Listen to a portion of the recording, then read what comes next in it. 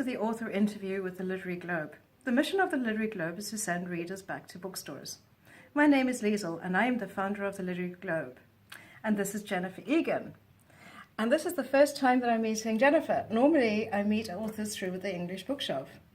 I sold many of your copies of your book, A Visit from the Goon Squad, and it's also the 2011 Pulitzer Prize winning book. Congratulations. Thank you. So tell us, our readers, we're interested in knowing all about what is the message for readers in your book. Can you tell us a little bit what do you wish to achieve?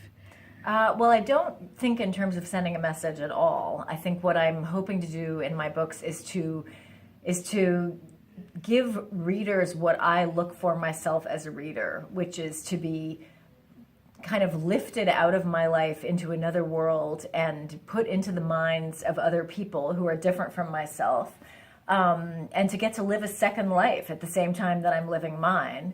And ideally, I return from that experience feeling enriched and kind of re-engaged with my own world, and ideally having made discoveries or had thoughts or experiences that feel relevant in my present day life, but that's not even required. I mean, it really is that the goal is really that transport out of ordinary life. Yeah, so it's also a strong entertainment factor. Very much so. I mean, that's if I'm not entertained as a reader, I'm not having a successful experience. I mean, that is absolutely what it's about. For me to feel entertained, various other things need to be happening. Ideally, there's kind of a strong structure of ideas. There's interesting language and a good ear for sound and rhythm. All of that it helps a lot with my entertainment. A certain complexity, a kind of, especially a sense of freshness or something new. I feel bored when I'm reading something that I've read a lot of times before. That's not entertaining for me. But we're all different. I mean, some people like to know what they're going to read and then read it. I like to be surprised. So it's very personal. Yeah. But I'm basically trying to provide the things that I look for as a reader. And you just mentioned that you're reading Anthony Trollope at the moment. Yeah, Trollope was incredible. I mean, he was so deeply engaged with his culture, both rural and urban. He's a very political writer in that he's very interested in power, greed, selfishness, a lot of human qualities that are actually pretty fun to watch in action. And pretty relevant for today. Yeah, oh yeah. So I'm finding him to be just delicious. He's very funny. There's a lot of just on the level of the sentence, there's a lot of wit and intelligence, but he also has a gigantic scale. I mean, he wrote series of books that ultimately connect to other series of books. So it's really a whole construction. It's a whole cosmos, really, of contemporary life in England in the 1860s. Gosh. Now, tell us a little bit about your day from a writer's perspective. How do you structure your day?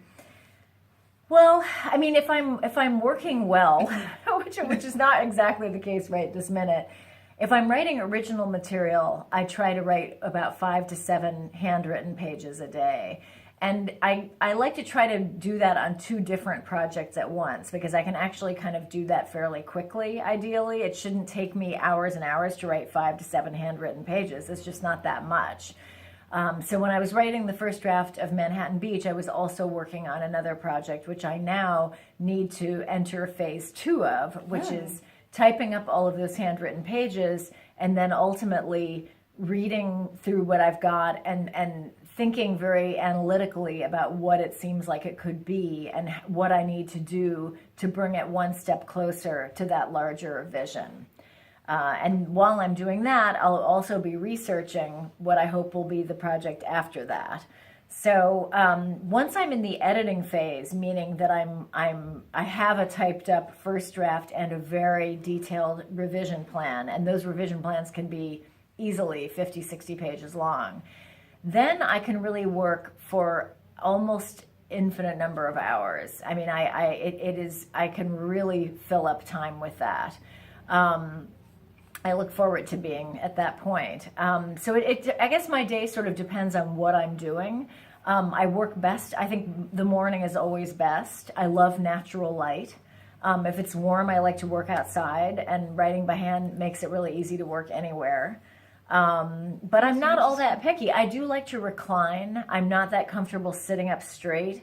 I've had a spinal fusion, maybe that's why, but I really like to lean back. That means that I often fall asleep, which I always think is really a bad sign. But I don't know, maybe there's some sort of dream action that gets involved in the process. But so I recline and work and sometimes kind of doze. And yeah, that's it. I mean, there's not a lot of, there are not a lot of big requirements. No. And for us you're such a successful writer. Can you tell us, what would be your number one bit of advice that you'd give to our authors? I mean, I think that for me, the really important thing is being allowed to write badly. If I feel like it has to be good, it's very hard to do it. My process is all about writing badly and then improving it. And for me, the difference between having nothing and having something that's absolutely terrible is all the difference in the world, because at least there's something. And if you're recognizing, the very act of recognizing that something is inferior is, in a sense, a recognition that it could be better.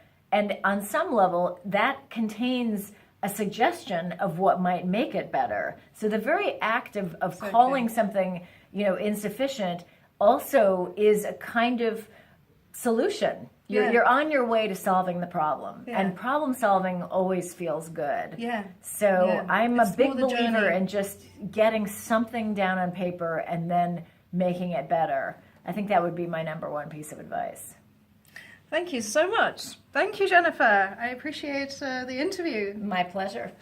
Okay, and readers and writers, well, I think Jennifer gave some great advice there, and I'll see you in the next interview. Bye.